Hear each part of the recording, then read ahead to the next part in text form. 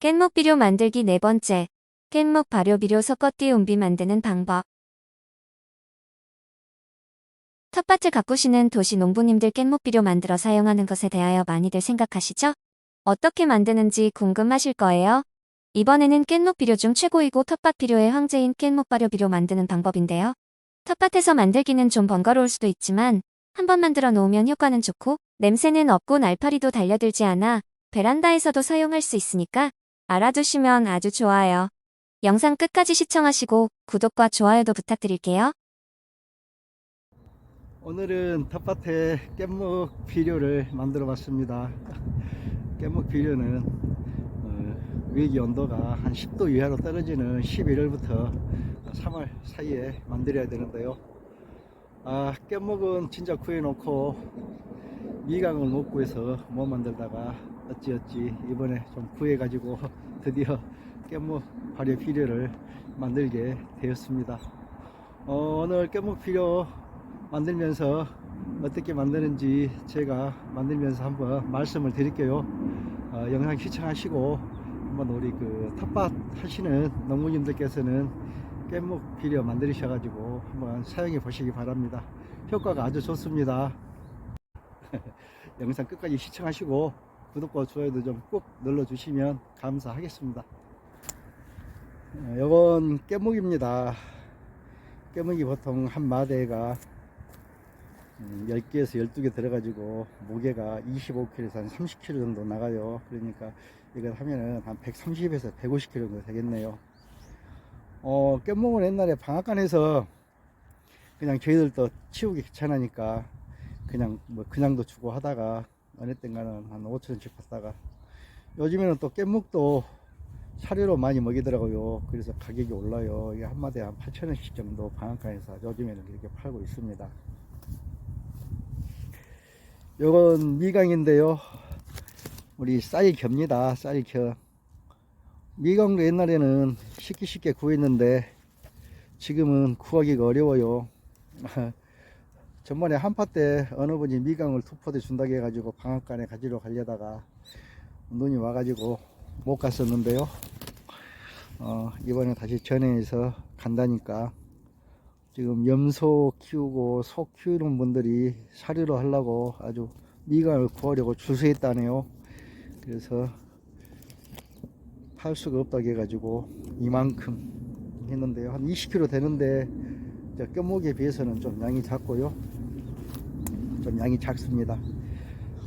이건 율피입니다. 율피 밤 가루예요. 제가 이 율피는 아직까지 깻목 발효 비료 만들 때 안 넣어봤는데요. 저 나누이 하시는 형님이 매년 깻목하고 율피를 섞어서 깻목 피를 만들어 가지고 옥상에서 쓰시는데 이 밤 가루가 밤 껍질이 들어감으로써 아주 깻목 비료가 아주 잘 발효가 되고 좋다고 그러네요. 그래서 올해는 이걸 넣어보려고 좀 밤 가루도 한 4포대 반 정도 구해 갖고 왔습니다. 이 깻묵 발효 비료를 만들 때는요, 사실 재료가 여러가지 너무 좋습니다. 지금 깻묵은 우리 유박 중에서 질소분이 가장 많은 가장 좋은 것이고요. 우리 이제 미강 같은 경우는 인산질이 많잖아요. 인산질이 많고 그러는데 여기에다가 이제 어분을 넣거나 또 콜분도 넣고 우리 콩비지도 넣고 하는데요. 그러면은 비료가 훨씬 더 좋은 비료로 상승되는 효과가 있습니다. 그렇다고 하네요. 그런데 제가 깻목 발효 비료를 만들면서 두부 공장을 하는 지인한테 콩 배지를 몇 포 얻어다가 한번 넣어봤어요. 근데 콩 배지에는 수분이 너무 많아 가지고 발효가 되는 것이 아니라 부패가 되어 버리더라고요. 수분이 너무 많으니까. 그래서 지금은 콩 비지를 안 쓰고 깻목하고 미강 이 두 가지만 쓰는데요. 미강은 이것이 발효의 지금 스타터. 처음에 당화작용, 미강이 안 들어가면 발효 시작하는 비료를 못 거잖아요. 만듭니다. 발효 스타트입니다. 발효 시작이 안 돼요. 이 미강에서 누룩균이 미강을 분해하며 당화작용을 발효를 해야 시작해가지고 다른 미생물들이 활동하고 발효가 시작됩니다. 당화작용이 되고, 석가대용비 그다음에 발효 이제 첫 번째 메주균 단계는 거품이 누룩균의 당화작용인데요. 리그닌이 이때 미강이 꼭 분해해가지고 있어야 됩니다.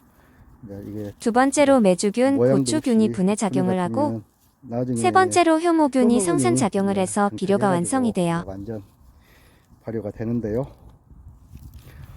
그런 과정을 거쳐가지고 비료를 만들면은 아주 그 양질의 깻목 비료가 만들어져요. 발효 비료가. 그런데 그런 과정 없이 그냥 저는 통에다가 넣고 그냥 물 부어서 깻목 발효 비료를 만든다 하면은 부패가 됩니다. 부패의 비료가 되는데요. 부패 비료는 냄새도 많이 날 뿐더러 또 그 부패 비료가 나중에 마르면은 망치로 때려도 안 낄 정도로 단단해집니다. 그런 물론 비료 효과는 있겠지만은 그런 양질의 비료가 되는 것은 아니에요. 그래서 이렇게 발효를 해서 만드시는 게 깻묵은 좋은데요. 자기 환경 여건이 안 맞으면은 그렇게라도 만들면 좋아요. 제가 방금 말한 그 옥상에서 비료를 만드신 그 형님은 이런 통에다가 깻묵하고 이 반 가루만 섞어요. 두 가지만 섞어 가지고 그냥 물을 좀 부어서, 아니 이게 질척한 반죽이 아니고 적당한 습도만 유지해 가지고 그냥 밀봉해 놔 버려요. 밀봉해서 보통 그분은 9월 말에서 10월 초에 만드는데요. 그래 가지고 이제 한 5월 정도에 사용을 해요. 한 7개월 정도 묵혀 놓은 것이죠. 그래도 사용한 데는 전혀 지장이 없답니다. 그러시니까 깻묵 비료를 만드실 분들은 그것도 한번 참고를 하십시오. 미강에 하얗게 균사가 있는 것은 이미 발효가 돼버린 것으로 효과가 떨어지는데요. 보관할 때 습기를 빨아들이면 발효가 시작돼 버린답니다. 그런데 아저씨, 서론이 너무 길어요. 빨리 본론으로 가세요. 그럴까? 아직도 보충 설명할 것들이 많은데. 아이고, 또 다음 편 영상 하나 더 만들어야 되겠네. 이 아저씨는 시급도 조금 주면서 맨날 영상 편집을 시키시네요. 뭐라고? 류리야, 남들이 들으면 진짜인 줄 알겠다. 사실이잖아요. 아저씨는 악덕 고용주. 하하. 그래서 저 깻묵 발효비를 만들 때 양이 작다 보니까 그 열이 잘 축적이 안 되고 비료가 잘 식은다겠잖아요. 아저씨, 그래서 그 이제 말씀이 저는 있는 영상은 여기 내가 땅을 편집해서 뺐어요. 좀 팝니다. 영상이 너무 땅을 길어지니까요. 파가지고, 밑에다가 마른 깻묵을 깔고 그 다음에 위에다가 그 물과 그 재료를 넣고 위를 좀 덮어줘요. 그래가지고 열이 밖으로서 안 나가고 그 속에서 있으면서 충분하게 발효가 되고 비료가 그 숙성이 되도록 이제 그런 방법을 쓰고 있는데요. 깻묵 발효비료 재료를 쌓아놓을 구덩이를 만드는 중인데요. 작은 양을 땅 바닥에 쌓아놓으면 발효열이 축적이 안 돼요. 발효가 멈춰버렸던 적이 있어서 아저씨가 생각해낸 방법이랍니다.